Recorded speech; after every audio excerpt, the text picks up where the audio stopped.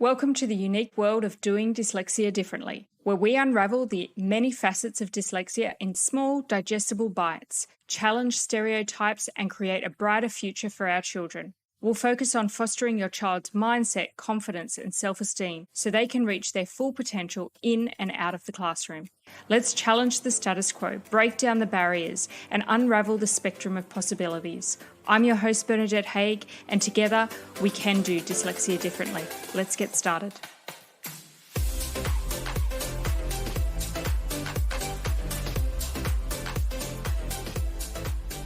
Hello, and welcome to the Doing Dyslexia Differently podcast. I'm so happy to have you here. If you're new to the show, welcome. And if you're a returning listener, thanks for coming back.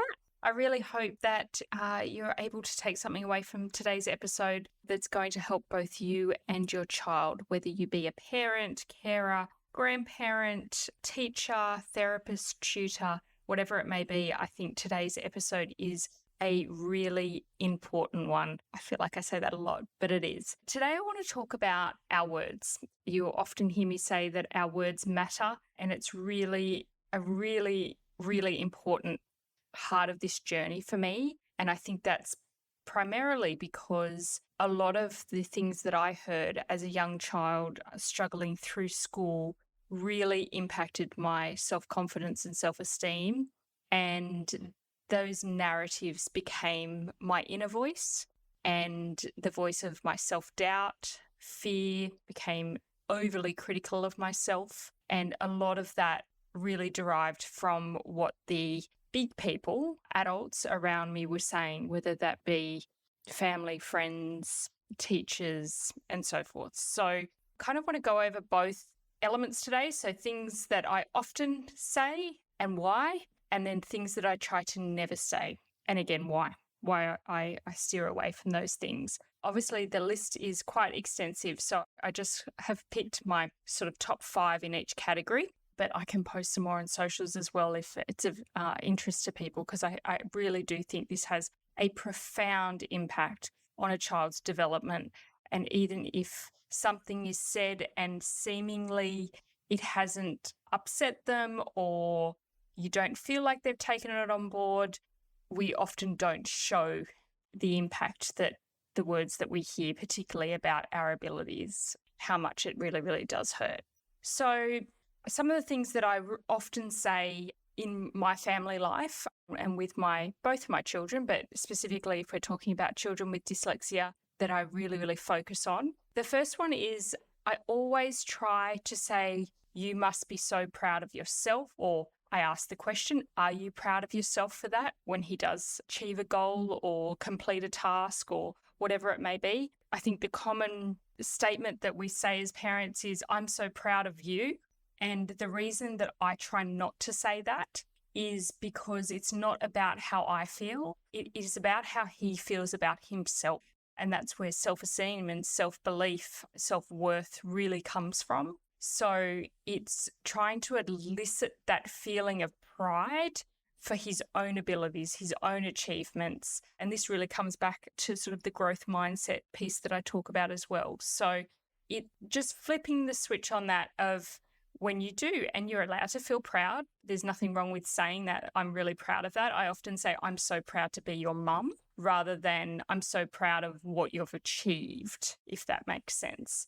So when I'm thinking those thoughts, it's more, you must be so proud of yourself for doing that, or seeing that through, or for the effort that you've put in to training for that, or reading that book, or whatever it may be. And more often than not now, he will say, yeah, I am. Or he'll tell me something and say, I'm so proud I did that, Mum. That's taken years of that consistent eliciting that kind of pride, and for him to think about that. So that's the first one. The second one is we often hear our children say things like, I can't, I don't know how, I don't know this. And I always follow any of those statements up with yet. So I can't do it yet. I don't know it yet. I haven't learnt this yet. And that really is a huge shift. And I often do this with myself when I'm trying something new. I don't know how to do this yet, because it is giving yourself, one, the grace to go, I am learning something new here, but two, that I will get there, that it is going to take time and effort. That's what creates results. So rather than just shutting it down and saying, I can't do it, and that's the end of the stories, I just can't do it yet. It's part of the learning process. So again, repetition of you interjecting with that as much as you can in those moments of frustration, that eventually that becomes part of their internal narrative of, I can't do it yet. And they just persevere a little bit more. So that would be the second one there. When you hear them say things like, oh, this is wrong, or it's bad, or it's not right, or maybe more explicit language, my question is always, well, what does that mean?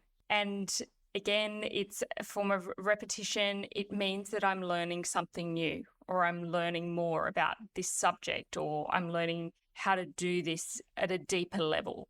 And this is something that I really follow up in my own life. So I am an example of this. When I'm trying something new, or even when I'm cooking or whatever it may be, I will often say, geez, this is hard. I must be learning something new. Because I think this untrue narrative or belief, particularly for our children with dyslexia, that see so many kids around them seemingly succeeding with ease, that things should always be easy, and that mistakes are bad, and that you shouldn't make them, and that makes them inherently bad as a person. So I think when we start to reframe that of, oh, this is hard, or it's I've made a mistake, or I haven't quite got there yet, it's because I'm learning something new. And that's okay. Learning is hard.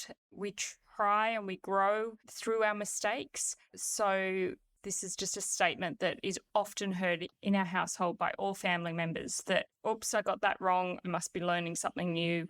Again, just a great statement to start to really shift their internal stories and belief. I mentioned before, just around the pride piece, I'm regularly saying to my children things like, I'm so proud to be your mum. Your effort, your dedication, your kindness, they inspire me.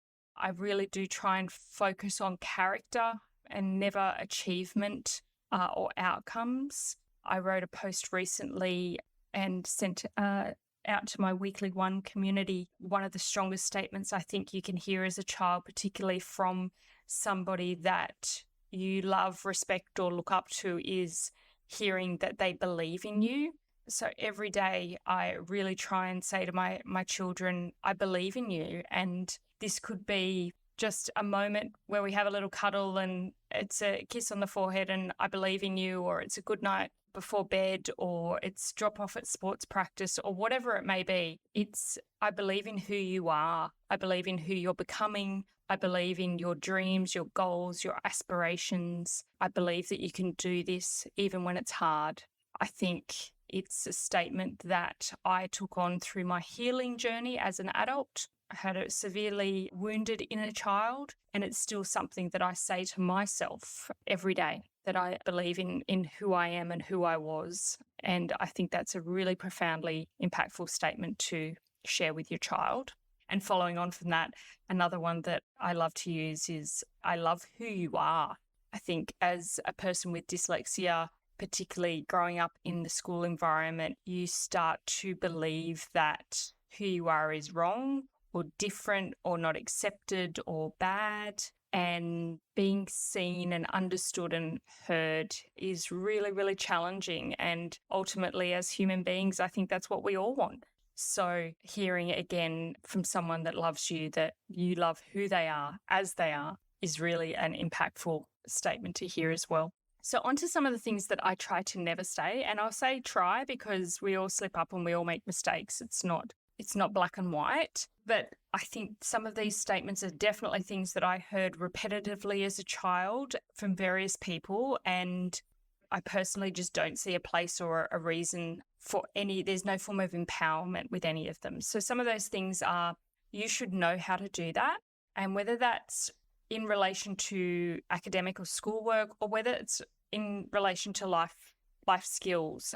My son has a horrendous time trying to tie his shoelaces, and we're comparing against other children his age that can do it much more proficiently. But I would never say to him, you should know how to do that by now, because this is he's on his journey. It's not about comparison. That only ever corrodes a person's confidence.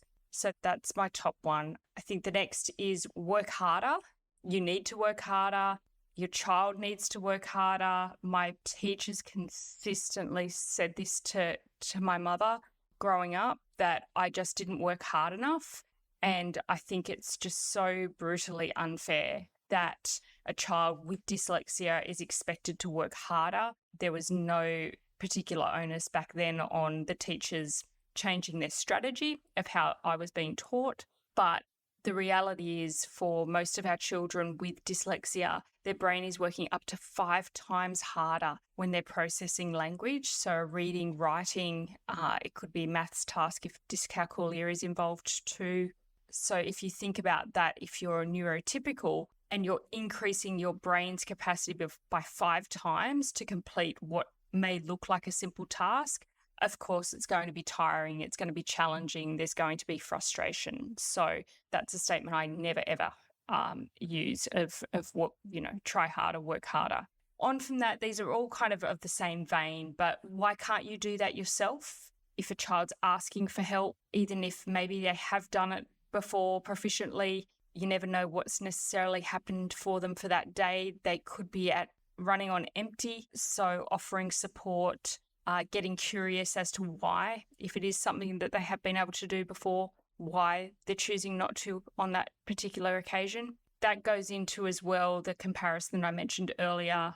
My son has a younger sister who is highly, highly independent, but I never try to compare. So I often hear parents saying things like, but your sister can do it, or his brother can do it. I don't understand why he can't do it. Again, it is just that comparison piece. You've got 2 different brains, 2 different humans, 2 different people, 2 different personalities. There is no positive outcome out of that kind of comparison for a child. You're making my life difficult. And this makes me really sad, because it is something that I have heard myself. And whilst now as a parent raising a child that has gone through a huge amount of challenge, I understand where that possibly came from. But the reality is that is not the child's fault, nor should they feel responsible for how an adult feels, whether that's at home or in a classroom. I think that breeds some really deeper issues. So putting the onus of whether it be frustration or anger or disappointment onto a child is something that I'm super, super conscious of, and I think happens far too often, particularly in our classrooms. And then the one word that I try to never, ever use is normal, because what is the definition of normal? I really don't honestly know. And I also just believe, particularly in the context of when we're talking about learning differences, there is just no such thing as normal. We are all different in our own ways. So I think it's something I pick up my son on all the time when he uses the word normal, of, well, what does that actually mean? So getting a little bit curious and asking questions around that. It's not just a don't say that word, it's a bad word. It's more about, let's talk about what normal actually means. So anyway, I will leave it there for today, and I hope this has helped in some way. If there's something that you can take away and improve and help your child in terms of the language that you're using at home or in school or in therapies or whatever it may be, then that's wonderful. Thank you for being here. And as always, if you've got any feedback or questions, please feel free to reach out via socials or email, and I will connect with you again soon. Bye for now. Thanks for listening. I hope you were able to take something away from this episode that will help both you and your child. If so, please be sure to subscribe to stay up to date with new episodes, and jump over to daringdyslexic.com.au to join my free community, where each week I send you one practical action you can take to shift the dial on your child's confidence, self-esteem, and mindset. It's 100% free and 100% actionable. That's all for now. I look forward to connecting again soon.